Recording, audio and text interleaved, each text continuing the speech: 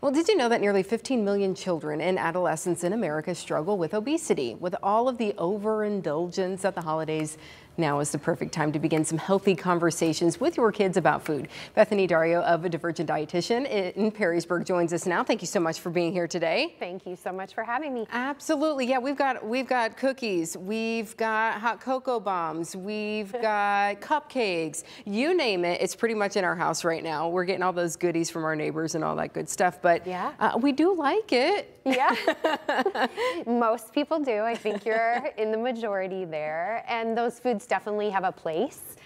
We want to make sure that they're a part of a bigger picture with lots of variety, balance, moderation of a wide variety of different kinds of foods. Moderation, yeah. So I know my daughter, my 6-year-old, has been, what are we having for dessert? What are we having? And it'll be like, you know, breakfast, lunch, dinner, you know, what's for dessert. So, you know, how do we establish some healthy habits so that we don't overindulge? Modeling is really key. So modeling for our kids the way that we want them to eat, which can be challenging as adults too, including those foods that taste delicious, but also making sure we get a wide variety of food that includes the nutrients that we need. So often with parents, what I encourage them to look at is what's called a division of responsibility, where the parent takes responsibility for purchasing the food, preparing the food, and plating up the food when it's age appropriate.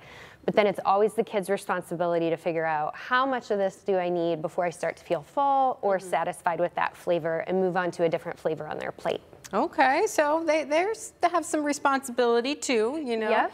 And I think sometimes when we do get to the point where there's a lot of sweets in the house, and my daughter will be like, "Can I have one more thing?" You know, and I'm like, "No, it's bad," you know. But sometimes we need to be careful about those negative associations with food. Absolutely, labeling food as good or bad adds a psychological component to food that wasn't initially there. So anytime we can redirect kids to pay attention to their own hunger and their fullness, as well as if they're going back for seconds of something that they've had some of already, maybe navigating, hey, let's have some more of this, or we're all done with that, and the parent taking responsibility, we're all done with that component, and now we have these things available. So again, just kind of redirecting, okay, who's responsible for what here? Yeah, and how do we, you know, enhance their food literacy? Because I mean, they're kids, and you know, it could be some complicated stuff. So how do we go about talking to them in a way that maybe they will understand? Yeah, so often when I'm working with a family, I'll introduce a balanced plate where we have some form of protein, some form of carbohydrate, which gives us energy. So we'll talk to kids like, this is what's gonna give us energy. This is what's gonna help us be strong, the protein piece. And then these are the things that often produce help us to fight common colds or illnesses, stay in school, stay on the playground with your friends, things like that.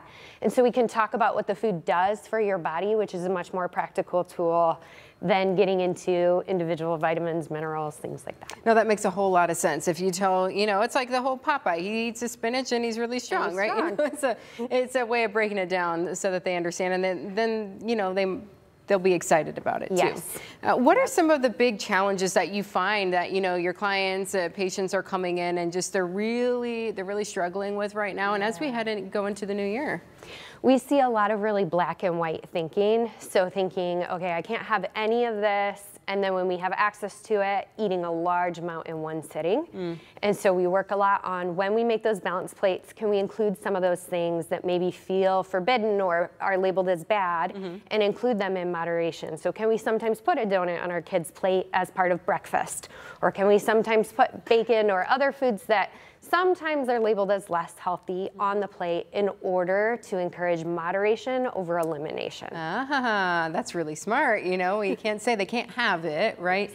And I do feel like, you know, if we have these conversations and we do these things together as a family, that has to be helpful too, right? Yep, it absolutely is. Seeing parents do things is a great predictor of how the kid's going to behave in the future, even if in the moment they act as if they don't want something, or they refuse the food, or they're going back to the same foods over and over again. Consistently presenting them with a wide variety of foods is a recipe for their future health. You know, and it's so important to build those blocks, you know, as early as we can, and get that foundation, and we'll all be healthy at the same time. We'll all be better for it then, right? Absolutely. Very good. Thank you so much for coming today. Some really helpful tips. We appreciate it. Thanks for being here.